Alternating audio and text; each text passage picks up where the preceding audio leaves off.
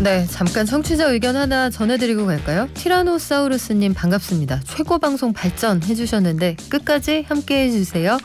저희는 기름값 얘기 한번 해볼게요. 러시아가 천연가스 공급관을 가지고 유럽을 길들이는 중입니다.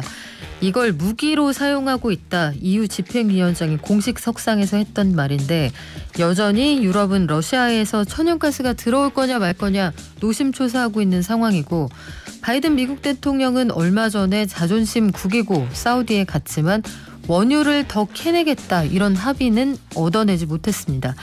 최근에 국제유가가 좀 하락하고 있기는 한데 이게 또 공급이 늘어서는 아니고요. 경기 침체 우려, 그러니까 수요가 줄어들 거다 이런 가능성 때문이거든요. 앞으로 국제유가는 어떻게 흘러가게 될까요? 에너지발 물가 대란 이게 좀 잦아들까 이것도 궁금합니다. 에너지경제연구원의 정준환 에너지산업연구본부장과 함께 앞으로의 기름값 얘기, 물가 얘기 해볼게요. 안녕하세요. 예, 안녕하세요. 네, 본부장님. 최근에 국제유가 보면은 이걸 많이 저렴해졌다고 해야 할지 모르겠습니다만 여하간 $100 아래로 떨어졌잖아요. 최근에 국제유가 흐름이 어떻습니까? 올해 국제유가를 조금 간략하게 정리를 해보면 올해 시작점은 $76 정도에서 국제유가가 시작을 했고요. 2월 말에 이제 우크라이나와 러시아 전쟁이 발생하면서 단기간에 한 $120까지 상승을 했었지만 이 전쟁이 조금 장기화되면서 한 $95에서 $110 정도 사이 수준을 유지하고 있었거든요. 근데 5월 중순 이후에 원유의 공급 부족 문제에 대한 우려가 확산되면서 국제유가가 좀 또 상승을 했고요. 그리고 6월 초에는 $120 이상을 다시 좀 기록을 했었지만 아까 말씀하셨던 것처럼 6월 중순 이후에는 글로벌 경기 침체가 생각보다 좀 심하게 올 거다라는 우려가 고조되면서 국제유가가 최근에는 다시 한 $95 정도 수준까지 이제 하락한 모습을 보였습니다. 그리고 최근 한 1개월 동안은 국제유가가 한 $95에서 $110 사이에서 등락을 거듭하는 모습을 보이고 있고요. 이 등락은 사실 뭐 공급 부족 요인이 조금 부각되면은 국제유가가 조금 올랐다가 그리고 경기 침체 요인이 또 부각되면은 뭐 하락하는 이런 모습을 보이고 있습니다. 네, 최근에 국제유가가 6월 중순 이후로는 약간 떨어지는 흐름이 보이는데 이게 마냥 좋은 것만은 아니다 이런 얘기도 있어요. 기름값 떨어지면 좋은 거 아니에요, 박사님? 예, 사실 뭐 국제유가가 하락하는 것은 우리나라 경제에 그래도 원유를 거의 수입에 하고 있기 때문에 도움이 되는 것은 맞는데요. 그런데 이 떨어지는 이유가 사실 아까 말씀하셨던 것처럼 공급이 확대돼서 떨어지는 경우에는 우리나라 경제에 긍정적인 영향을 미치겠지만 글로벌 경기 침체에 대한 우려 때문에 국제유가가 떨어지는 것은 사실상 우리나라도 수출을 굉장히 많이 하는 국가이기 때문에 글로벌 경기 침체는 우리나라 경제에 확실히 마이너스 요인이 된다고 보시면 될 것 같습니다. 그래서 향후에 국제유가 전망도 정말 의견이 제각각입니다. 시티그룹은 배럴당 $65까지 떨어진다. 그리고 JP모건 체이스 최근 들어서 아주 매운 발언을 많이 하는 회사인데 배럴당 $380까지 갈 수도 있다. 아니 무슨 범위가 이렇게 넓습니까? 국제유가 움직임 어떻게 보세요? 예, 뭐 향후 국제유가 전망이 현재 그 석유 시장이 굉장히 변동성이 올해 심한 시장이기 때문에 전망이 굉장히 어려운데요. 앞에서 말씀하셨던 것처럼 뭐 $65부터 지금 $380까지 전망이 나오고 있다는 게 사실상 전망이 굉장히 어렵다는 것을 반증하는 것이 아닐까 싶기는 하고요.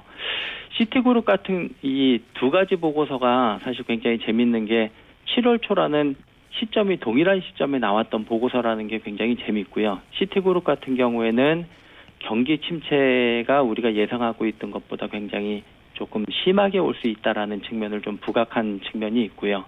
반면에 JP모건에서 $380 그 국제유가를 얘기했던 측면은 굉장히 조금 극단적인 가정이긴 한데 뭐 러시아 원유 생산량이 현재 한 절반 수준까지 감소를 하면은 380불까지 동절기의 유가가 치솟을 수 있다라고 전망을 하고 있습니다. 그런데 대부분의 국제기구라든지 아니면은 뭐 유가를 예측하는 전문기관들은 올 하반기 국제 유가를 한 뭐 100달러에서 110달러 그 사이 수준으로 예상을 하고 있기 때문에, 그리고 저희 연구원도 한 100불에서 105불 정도로 지금 예상은 하고 있거든요.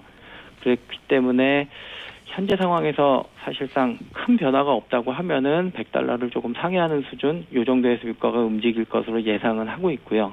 그리고 앞에서 말씀드렸던 극단적인 유가 전망 같은 경우에는 네. 기본적으로 조금 극단적인 상황을 전제로 하고 있기 때문에 실제로 시장에서는 이렇게 하락하거나 상승할 가능성은 조금 낮지 않나, 이렇게 생각하시면 될 것 같습니다. 그렇죠. JP모건이 요즘에 내놓는 전망 보면 굉장히 극단적인 게 많던데 예. 이 회사 내부에 어떤 변화가 있나 이거 좀 궁금하기도 하더라고요. 자, 예. 그러면 미국이요. 그동안 보면은 우리는 중동 필요 없다. 에너지 자립할 수 있다라고 했었단 말이죠.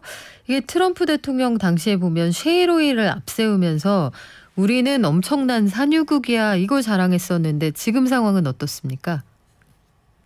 일단 미국의 에너지 자립 문제에 대해서 말씀을 먼저 드리면은, 에너지 자립은 여전히 미국에서 현재도 유효한 것으로 생각이 되는데요. 미국이 사실상 셰일 에너지, 즉 셰일 오일과 셰일 가스를 중심으로 셰일 에너지 생산 증가가 나타나면서 미국이 2015년 말에 오일 쇼크 이후 40년 동안 유지하던 원유 수출 금지도 사실상 해제를 하면서 원유 수출국으로 전환이 됐고요. 그리고 2018년에는 석유 순수출국으로 미국이 전환될 정도로 미국에서 원유 생산이 굉장히 많이 늘어나면서 에너지 자립, 그러니까 석유 부분에서 에너지 자립을 달성을 했고요. 그리고 2019년에는 사실 대부분 청취자분들께서 뭐 사우디라든지 아니면 러시아가 세계 최대 산유국이라고 생각을 하실 텐데, 2019년에는 미국이 사실상 세계 최대 산유국으로 부상할 정도로 에너지 자립 상황에 에너지 자립을 달성을 했었고요. 현재도 뭐 미국이 원유 생산량이 조금 줄기는 했지만 코로나19 상황으로 인해서 현재도 굉장히 많은 원유를 생산하고 있기 때문에 뭐 에너지 자립 상황은 큰 변화가 없지만, 사실 에너지 자립이 지금 중요한 게 아니고 미국의 에너지 자립을 달성을 하더라도 국제적으로 석유 가격이 상승하는 경우에는 미국에서 생산하는 석유 가격도 동반 상승을 하기 때문에 현재 미국이 가장 중요한 문제가 물가 상승률을 잡는 문제이기 때문에 사실상 고유가 상황이 더 큰 문제인 것으로 지금은 생각이 됩니다. 네. 그리고 최근에 바이든 대통령이 사우디에 자존심을 구기고 갔음에도 불구하고 뚜렷한 소득은 없었는데 다음 달 8월 3일에 오펙 플러스 회의가 앞으로 국제유가의 방향을 결정할 거다. 이런 전망들이 많거든요. 박사님 보시기에는 이번 회의에서 우리가 원하는 답이 좀 나올 것 같으세요? 굉장히 어려운 질문이긴 한데요. 일단 기본적인 상황을 좀 정리를 하면 미국에서도 그렇고 뭐 대부분 국제 기관들이 얘기하고 있는 게 사우디가 하루 원유 생산 능력이 한 1,200만에서 1,250만 배럴 정도로 파악을 하고 있고요. 그리고 현재 생산량이 한 1,050만 배럴 정도이기 때문에 아마 최대 200만 배럴 정도까지도 증산이 가능하지 않을까라고 외부에서는 보고 있는데, 사우디 쪽에서는 이미 원유 생산을 늘릴 여력이 거의 없다라고 지금 주장을 하고 있는 상황입니다. 그리고 오펙 같은 경우도 코로나19 이전의 생산량을 고려해 봤을 때 한 300만에서 400만 배럴 정도 증산 여력이 있는 것으로 추정은 되고 있거든요. 그런데 요번에 사우디 쪽에서도 뭐 흔쾌하게 뭐 증산을 하겠다라고 확답을 못한 한 가지 이유는, 오펙 같은 경우에는 지금 생산량 공조를 하고 있기 때문에, 그리고 오펙의 생산량은 만장일치 제도에 따라서 결정이 되거든요. 모든 회원국들이 동의를 해야지 생산량을 늘릴 수 있는데, 사우디가 아무리 오펙의 실질적인 리더라고 하더라도 다른 국가들도 같이 끌고 가야 되기 때문에 아마 독립적으로 얘기는 하기는 좀 어렵지 않았을까 일단 생각은 들고요.